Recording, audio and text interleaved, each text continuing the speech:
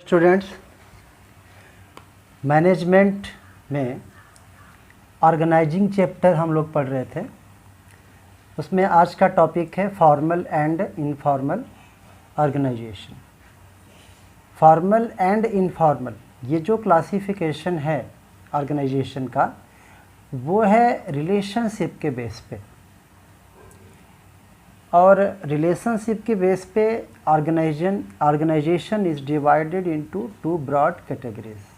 To categories में divide किया जाता है ऑर्गेनाइजेशन को।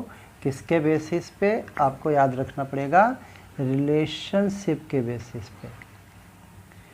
तो फर्स्ट है फॉर्मल ऑर्गेनाइजेशन एंड सेकंड है इनफॉर्मल ऑर्गेनाइजेशन।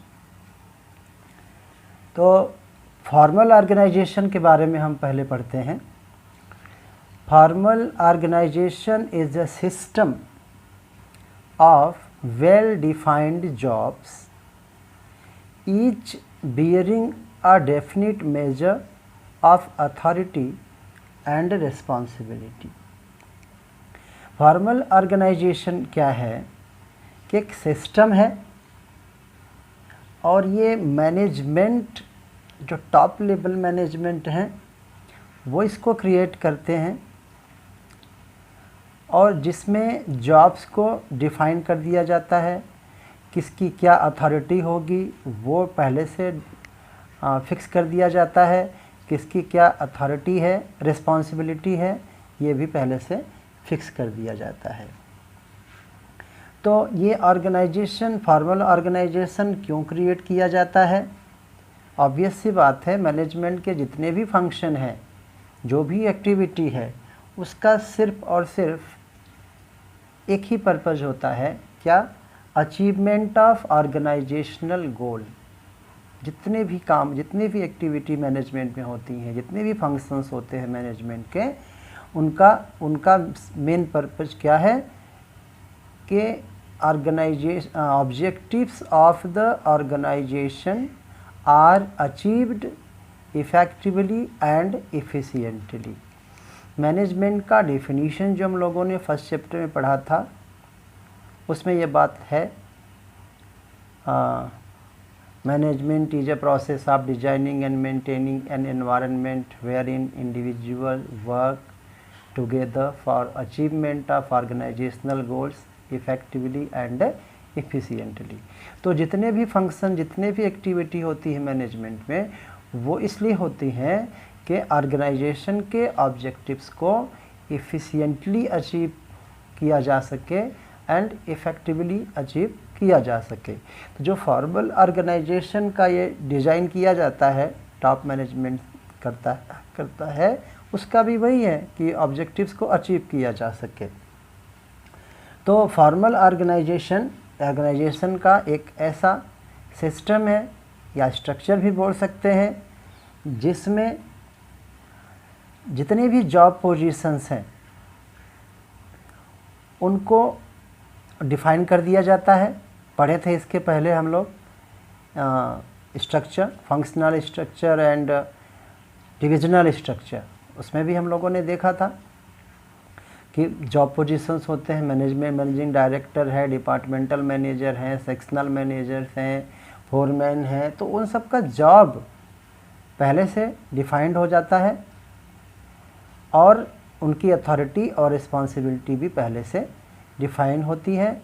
और उनका रिलेशनशिप, यहाँ जैसा कि हमने पहले बताया कि ये जो है, ये रिलेशनशिप, ऑर्गेनाइजिंग का डिफिनीसन जब हम लोग पढ़े थे, स्टेप जब पढ़े थे, तो उसमें क्या था?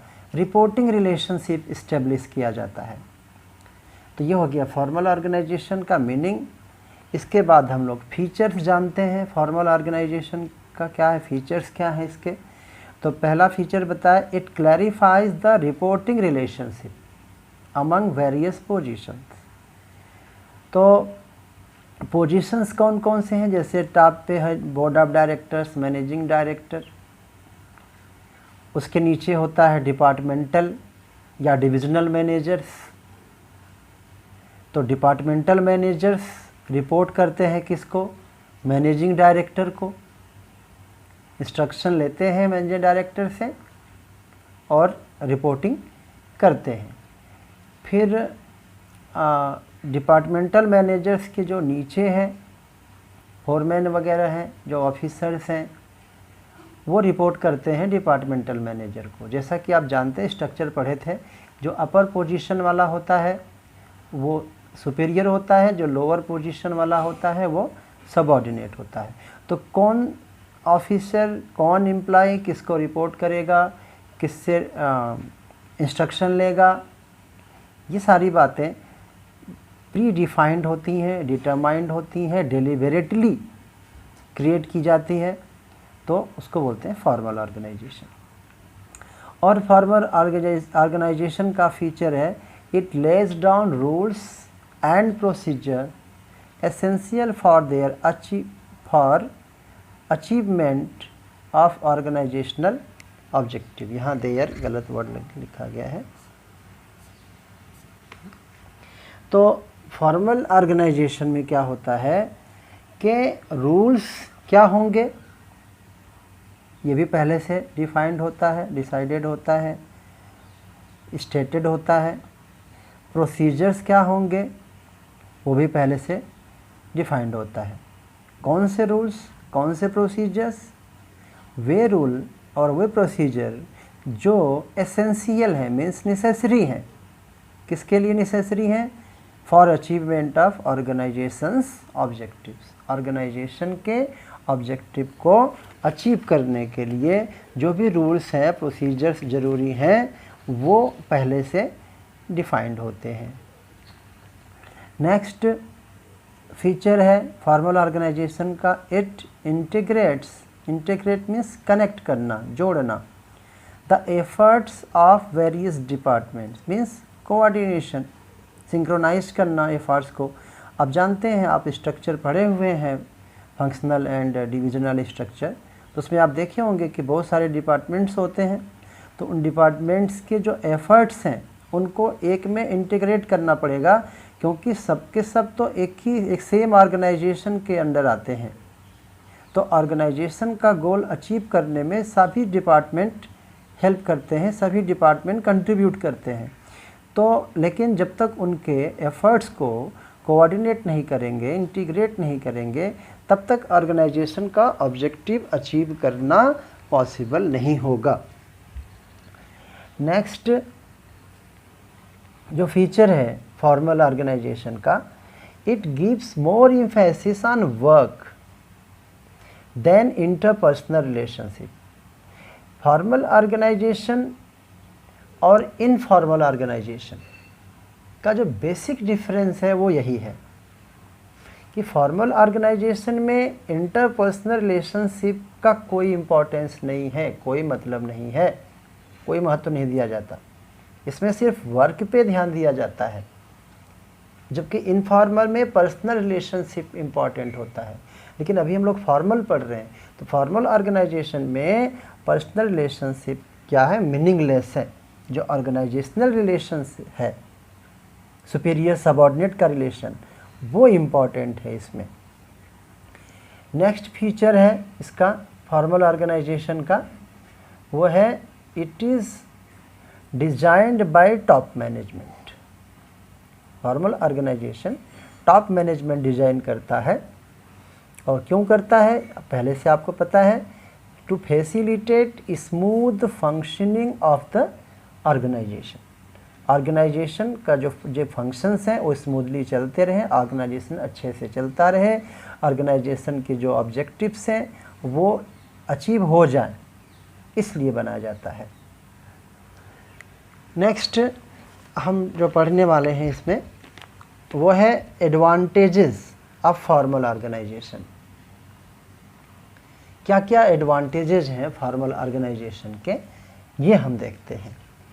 सबसे पहला जो एग्जाम्पल है, जो सबसे पहला एडवांटेज है फॉर्मल ऑर्गेनाइजेशन का, वो है फिक्सिंग रिस्पॉन्सिबिलिटी।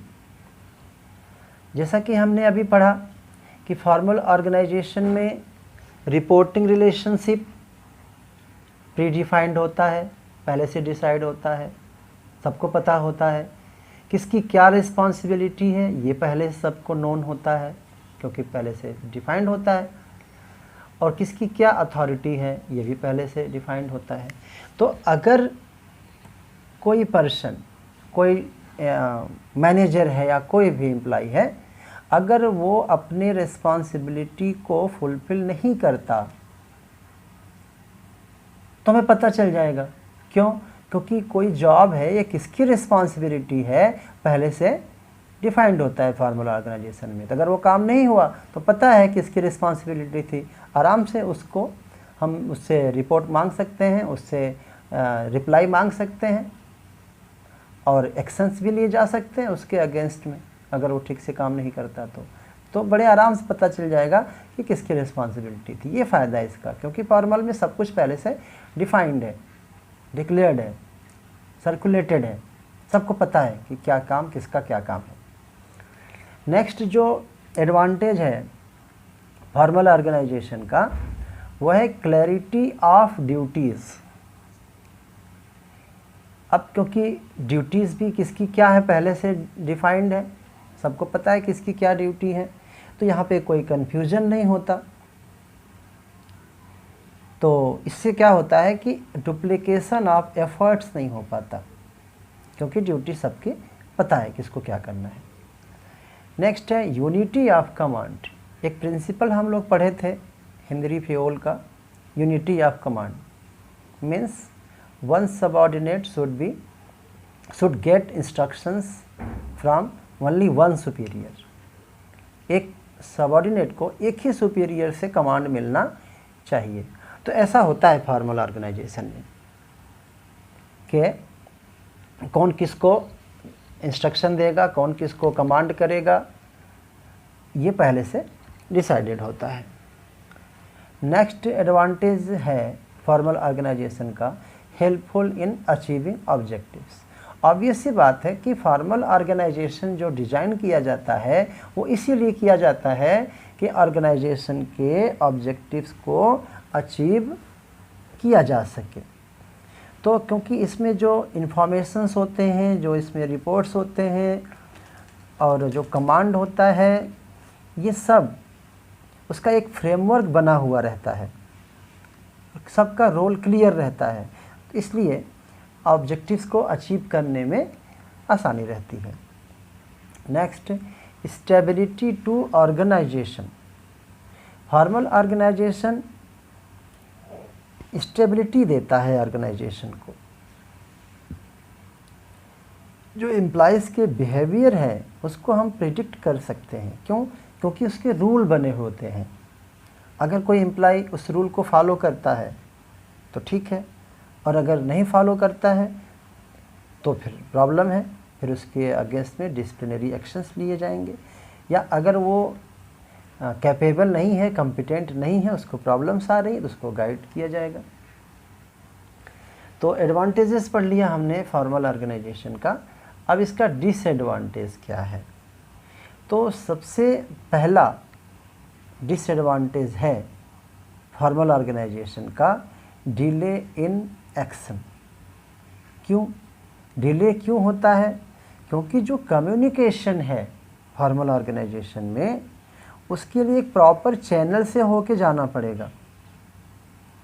अगर हम मान लेते हैं कि हम मार्केटिंग डिपार्टमेंट में आप काम करते हो और प्रोडक्शन डिपार्टमेंट से आपको प्रोडक्ट मिलेगा बना के, तभी आप सेल करोगे, तो उसके लिए आप डायरेक्ट बात नहीं कर सकते प्रोडक्शन वाले से कि भाई हमको इतना क्वांटिटी चाहिए, हमको सप्लाई करना है, या कोई रिपोर्ट देना है, कोई इंस्ट्रक्शन देना, आपको कोई सजेशन देना है प्रोडक्शन डिपार्टमेंट वाले को कि जो प्रोडक्ट बन रहा है उसमें ये सब चेंजेस करने हैं। तो वो डायरेक्ट सीधे बात नहीं होगी। स्केलर चेन आप लोग पढ़े हुए थे, स्केलर चेन प्रिंसिपल, कि पहले वो जो एम्प्लॉई है मार्केटिंग का वो अपने बॉस को बोलेगा, फिर वो अपने बॉस को बोलेगा, फिर जाएगा वो मार्केटिंग का जो मैनेजर है, फिर मार्केटिंग मैनेजर प्रोडक्शन मैनेजर को से बात करेगा, फिर प्रोडक्शन मैनेजर अपने फोरमैन से बात करेगा, फिर फोरमैन अपने वर्कर से बात करेगा कि भाई ये चेंज करना है इस प्रोडक्ट में, या कलर में चेंज करना है, साइज़ में चेंज करना है कस्टमर की डिमांड के अकॉर्डिंग। तो ये काफ़ी डिले हो जाता है, इसमें ये प्रॉब्लम है, बहुत सारे डिसीजंस लेने में देरी हो जाती है। क्यों? क्योंकि जो इन्फॉर्मेशन है वो प्रॉपर चैनल से ही होके पास होना चाहिए फॉर्मल ऑर्गेनाइजेशन में। ये प्रॉब्लम है, सबसे बड़ी प्रॉब्लम है फॉर्मल ऑर्गेनाइजेशन में। नेक्स्ट है lack of initiative. Formal organization क्या है कि जो पॉलिसीज हैं और जो रूल्स हैं उसमें स्ट्रिक्टली फॉलो करना पड़ता है उसको, इसलिए इनिशिएटिव या क्रिएटिविटी नहीं आ पाती है इसमें मेंबर्स में, क्योंकि पहले से फिक्स है आपको ये काम करना है तो यही तरीका, यही रूल फॉलो करना, यही प्रोसीजर फॉलो करना, यही मेथड फॉलो करना, तो आप नया उसमें कुछ कर भी नहीं सकते। Next, ignores human element.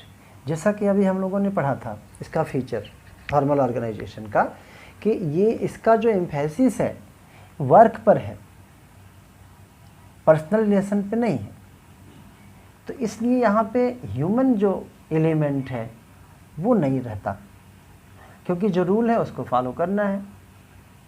अब बहुत सारी ह्यूमन नीड्स होती हैं, ह्यूमन रिलेशंस होते हैं, इंटरपर्सनल रिलेशनशिप होते हैं जिनका इफ़ेक्ट होता है ऑर्गेनाइजेशन के परफॉर्मेंस पे, लेकिन फॉर्मल ऑर्गेनाइजेशन पे पर्सनल रिलेशन का कोई महत्व नहीं है, कोई मतलब नहीं है, तो ये प्रॉब्लम आती है इसमें। तो इस तरह से हम लोगों ने फॉर्मल ऑर्गेनाइजेशन का पढ़ा, हमने मीनिंग पढ़ लिया और फॉर्मल ऑर्गेनाइजेशन का फीचर्स पढ़ लिया और एडवांटेजेस और डिसएडवांटेजेस। आई होप कि आपको समझ में आ गया होगा। और जो इनफॉर्मल है इसके बाद हम लोग पढ़ेंगे इनफॉर्मल ऑर्गेनाइजेशन, तो उसके लिए आपको नेक्स्ट वीडियो हम अपलोड करेंगे, तो आप चैनल को सब्सक्राइब कर दीजिए जिससे आपको नोटिफिकेशन मिल जाए।